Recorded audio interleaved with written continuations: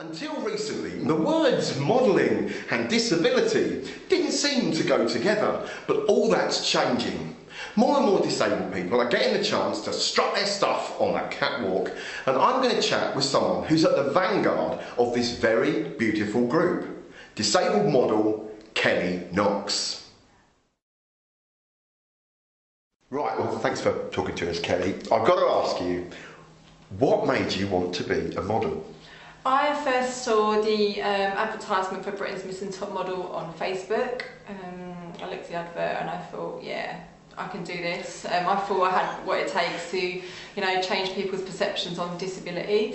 So initially, modelling wasn't, the reason why. And on my original application, I put on there because I wanted to inspire children who were born like me, or other children with disabilities, or just children who, just slightly different from any other child. So that was the reason why I wanted to get into modelling. And it wasn't until I started doing the modelling within the show when I thought to myself, I'm actually good at this and I love this and I want to continue to do this. So you didn't have any role models or anyone? You didn't think, oh, I'd like to be like them? No, I didn't feel like that at all, no. To be honest, it didn't even come into my mind. I just thought that I had what it takes to, go on this TV show and be a good model, and to show them, even if you have a disability, you can still be a great model and rock it. Come on, tell us some of the brands you've worked for. Come on, campaigns. This is your list. Give us your list. My most recent campaign was with Debenhams. There was 9 models, including me and Steffi Reid, who's a Paralympian. It's a really wicked shoot and lots of fun, and I just hope other brands will follow suit and start using models with disabilities in their campaigns. I have also worked for P&G Beauty. I was flown to Beijing in China and I walked in their Trends for 2013 fashion show. It was a really amazing experience. I mean, the P&G team they're just such an amazing bunch, and their vision was, all about embracing individuality and your own uniquenesses, and, just saying beauty really is for everyone. So I was really glad to be on board. It was, something so powerful, and knowing I have support from a massive brand or companies such as P&G, that should say it all really. Other brands should see that and think, well, we should also be doing the same. Disability and modelling don't instantly go together, no. Especially in the public's perception. But you've got a massive CV already, haven't you? I have, yeah. I also shot for Marie Claire China when I was in Beijing. I had 4 outfit changes, so it was spread across about a double page in the magazine. Got to wear Karl Lagerfeld by Chanel. Had some really amazing shoes, and it's just really nice to be in really lovely clothes. I wanted to take them all home. I like the fact that you've done so much you can't remember it all. That's good, I like that. Now, of course, I've got to ask the big question. Have you faced any problems regarding your disability from the industry? It's really strange because before I entered the world of modelling, I never even gave disability a thought. I know that might sound strange, but I just didn't consider myself as having a disability, even though blatantly I don't have an arm. I just think, to say the word disabled means you could just say that you're dead, really, because it means you're completely unable to do anything, and everyone, no matter what, has their own ability. So it wasn't until I was in the show and was, submersed into a world of disability and, working as a model, I realised, how many barriers people face with a disability, and people's arrogance, ignorance and prejudice. So really, being a model with a disability has opened my eyes to, how much prejudice is surrounding disability, especially in the fashion industry. And I just think, people just need to be educated, and like you said, people don't necessarily put modelling and disability together. They just think, oh, disability is ugly, and disability is, is a negative word.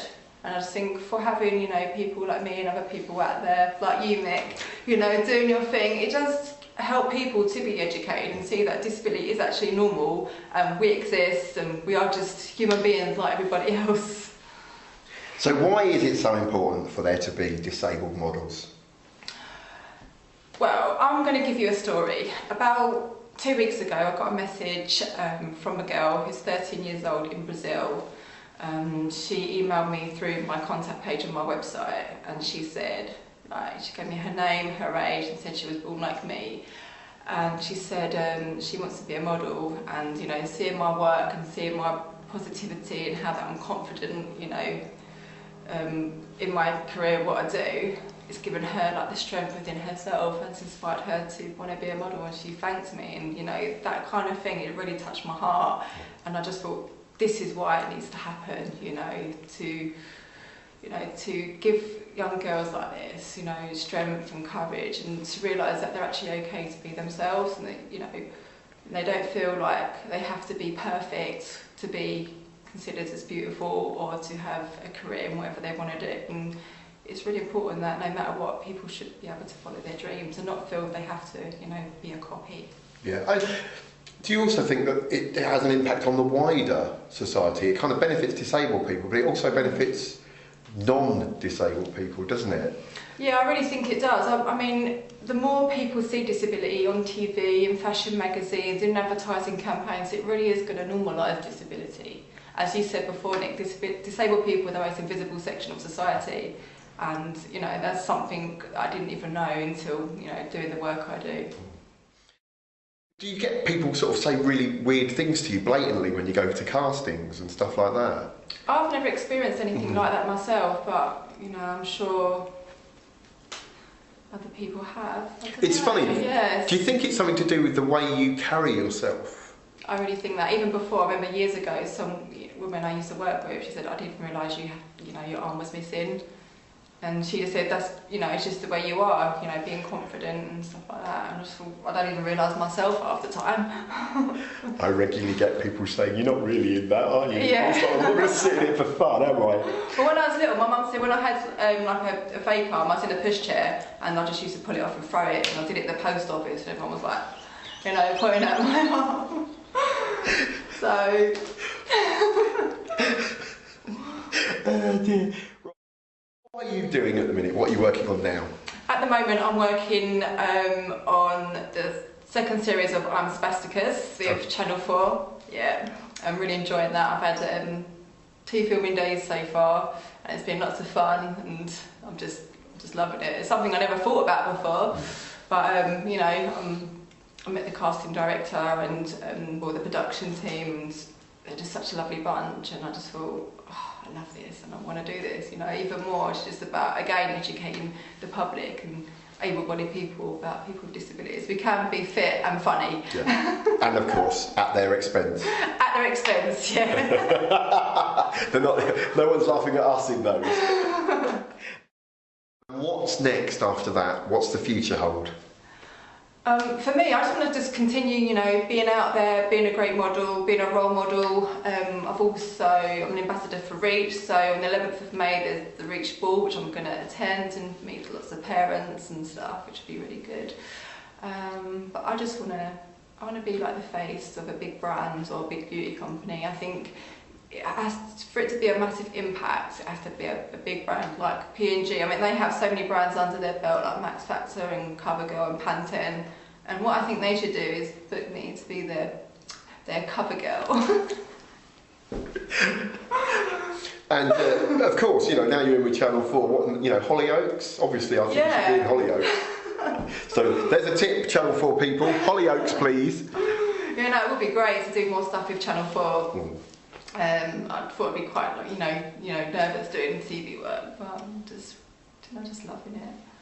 So basically, watch this space. It's all happening. Yeah, watch this space. You just never know. I'm just really, you know, just enjoying all the experiences and opportunities. I'm really thankful for everyone that's, you know, worked for me, because it really takes, you know, someone, you know, to take that risk as such, and, you know, use someone, you know, with a disability in their campaign or on TV. When you say risk, what do you mean? When I say risk, I mean, for instance, maybe like a fashion brand or an advertising campaign, they think, oh, if we use disabled people in this campaign, people ain't going to buy these clothes. Why not? Do disabled people walk around naked? Yes, we like clothes, yes, we like fashion, yes, we like to look good. So maybe that's when I say risks. We think, oh, if we use a disabled person, people, sales are going to go down, which is, it's rubbish. Another good point as well, disability has been accepted in sport. TV, it's getting there. Fashion, it's just, so far behind. They need to get with the times. It's 2013. For the evolution, they need to start using disabled models on a regular basis, not just on a gimmicky campaign. Just in every campaign they do, use a disabled person. That's what should happen. Well, Kelly, thanks ever so much. That's smashing. Thanks, Nick. Cool, nice one. Hey, cut! So there you go. Kelly Knox, model, possibly actress, maybe a TV presenter, going after me job. Definitely a name to watch out for. Hey, do you reckon I could be a model? No. Too old, mate.